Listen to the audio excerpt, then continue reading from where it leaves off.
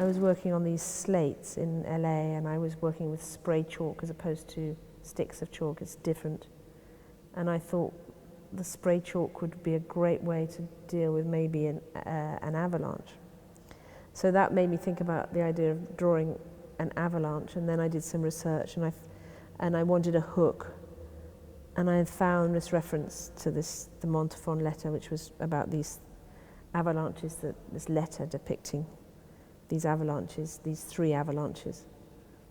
One to submerge a village or more, another for the priest, that buries the priest that came to officiate, and then one that unburies the priest. And for me at the time, the era of Brexit and whatever's going on in America and what's happening in Europe, this whole idea of these big avalanches that are happening politically, and the fact that a third one might bring us back to where we all were, or not quite.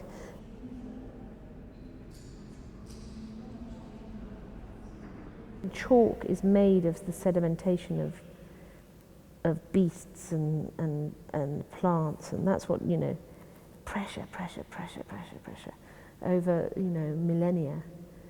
And then occasionally it just collapses, and it leaves a white scar on the cliff.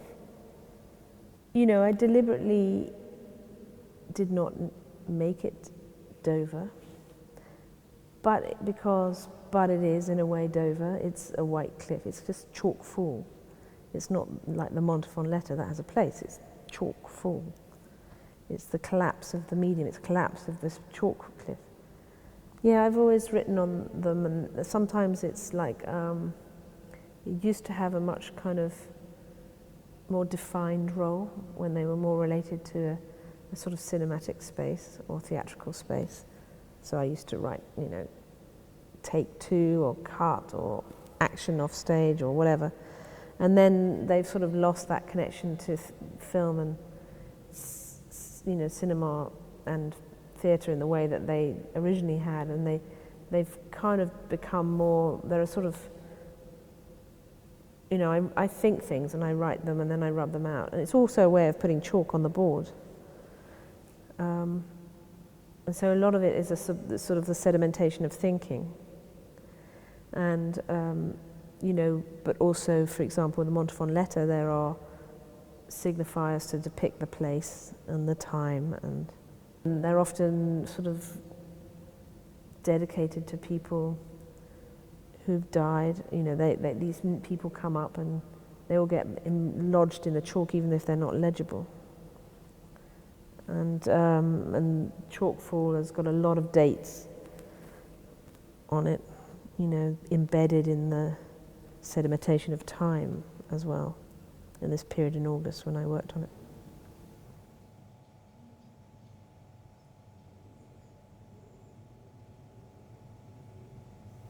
In 1997, I was asked to go to Sundance Screenwriting Lab in Utah, and it was it was an anomalous situation. I was clearly an artist, so I had to come up with an idea for a film script. And we're talking cinema here. So cinema is very different from how I use film. So it's a definite separation here. For some reason, pulled out of the hat my sister's name and this unscripted part between the end of the Sophoclean play Oedipus Rex and the Oedipus at Colonus, which is the last of Sophocles' plays. And this part between, where the exiled, banished, now blind king, and he's also lame, goes off into the wilderness and is led by his daughter Antigone, his father Oedipus. Oedipus means swollen foot. And they go and they disappear for an unmentioned or unspecified time, and then they reappear at the beginning of this other play outside of Athens. So this is the period I was saying, well, why don't I write a narrative about the father and daughter in this period of time? I mean, the thing is I've never managed to do it. What I realized after 20 years is that I didn't want to, actually, because I'm not a narrative person. I don't want to see what I'm doing. So it's all about, the position of narrative. How does narrative function in art? Why does it not function in art? Because in a way it doesn't. And why is everyone getting repulsed by it even in cinema? What is, and that's one aspect of it.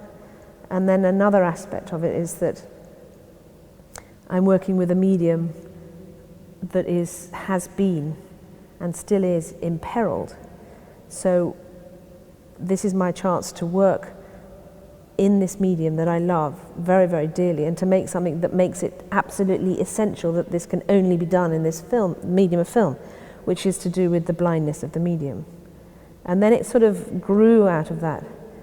My blindness, blindness with this work, after 20 years and longer of not being able to deal with it, and then the blindness of Oedipus, of course, and then the blindness of film in the sense that it's all made inside a camera. A camera is a room, it's a dark room, and the whole of the film is made inside there. And that means there's nothing done afterwards. It's all made inside the camera, and that's not how cinema is made anymore. Digital cameras just make a template and everyone adds to it. And to the extent that by the end it becomes something a bit lacking in energy personally, but whatever, sometimes it works. But with film, it's all about the energy in the moment that's kept inside that dark room. And what Antigone is made through multiple exposures inside that thing on different countries, in different times. And only at the end, right at the end, after this film had gone from London to Cornwall to Los Angeles to Thebes, Illinois to Wyoming, did we bring it back to Los Angeles and actually process it. And then you see everything that's there or not, but it's blind, you can't see it until, it's a huge risk. It's a huge, huge risk. Of course it is, but only with that level of risk can you sometimes get that level of magic, maybe. That's my premise, that's my proposal to the world. To trust this medium that creates something so beautiful because it is, in the end, it's a blind chemical reaction. And then the final blindness is the blindness of nature, which is the total eclipse of the sun, when our sun is blocked out by the moon. The story of Antigone obviously happens in Thebes. It's a Theban tragedy. The poet and playwright Anne Carson, I knew her and I asked her if she would write something maybe for this piece, this moment between two plays, and she said, I've already written it. She'd written it in 1990, which was TV Men. So then I asked her if she would read it as part of the film, and she couldn't come at that point to Athens, to Greece. So that's why I ended up Googling Thebes and seeing that there was one in Illinois. So that's why in a way it's become a bit of an American film. So the only thing in Thebes, Illinois, is this courthouse sitting above the floodplain. And it's a historical courthouse, and it was where Abraham Lincoln first practiced. So what happens inside the courthouse is this conversation that was improvised using masking, which means that we did not know.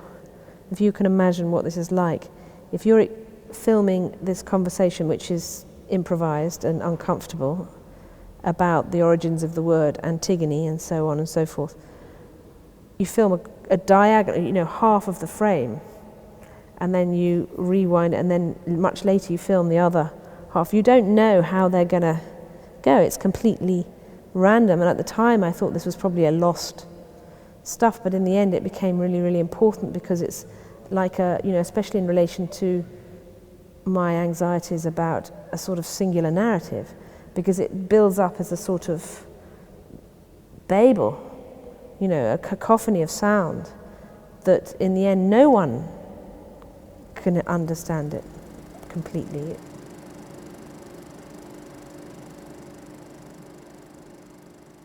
Merce is doing a performance to 4 minutes 33, which is John Cage's silent composition, Merce and John Cage were lovers for 50 years.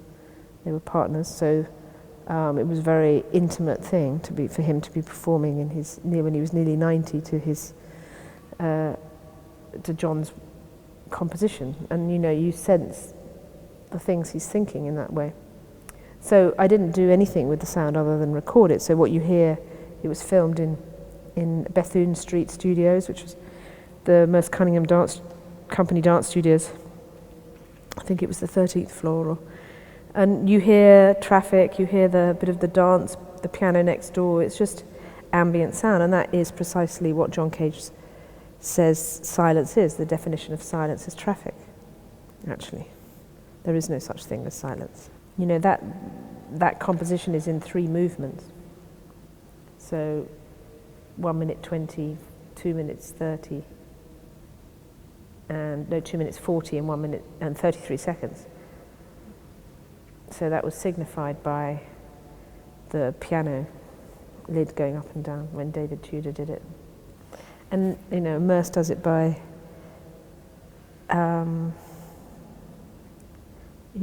shifting his pose 3 times. What I should say about this installation is that Merce is always life-size. So the smaller he is in the frame, the bigger the screen is. And number 2, which is the little one, which is just we actually measured his head, and then the height of his head to the floor when he was in a wheelchair. So that's why it hangs quite low.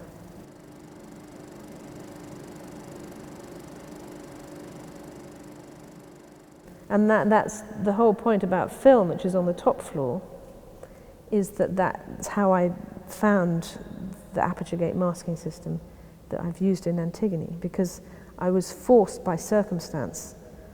And actually it all began in Austria, ironically. When I had my show in Mumuk in 2011, the lab in London closed overnight, and the films for the show in Mumuk were the last prints they made in that lab.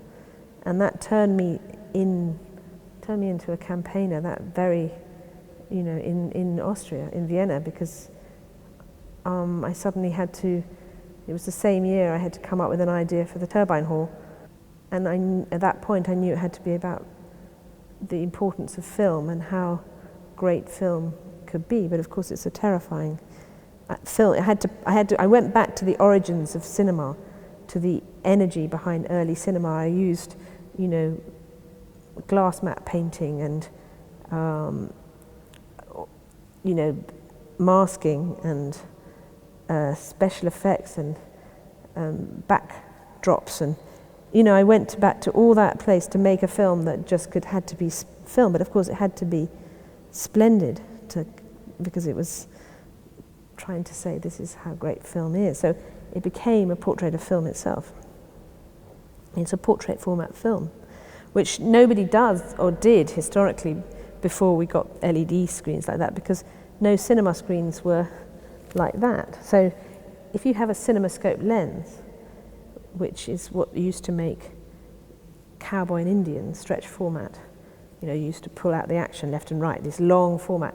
If you just take that lens and turn it 90 degrees, I realized instead of left-right, you could go top-bottom. You can make a portrait format film. Very, very simple to do, but nobody did it because they were all working in cinema. But of course, I was working outside of cinema, so I just did that. And then I thought, okay, it has to be a portrait format for the portrait format space, the turbine hall. And then I realized at a certain point, what was it a portrait of? And then it was a portrait of film. That's why it's called film.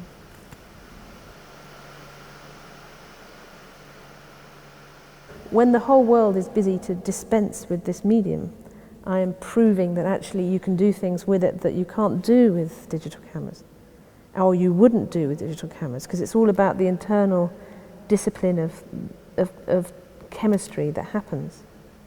You can't make my film with a digital camera. You just cannot, because you don't have that limitation. You don't have that chemical reaction.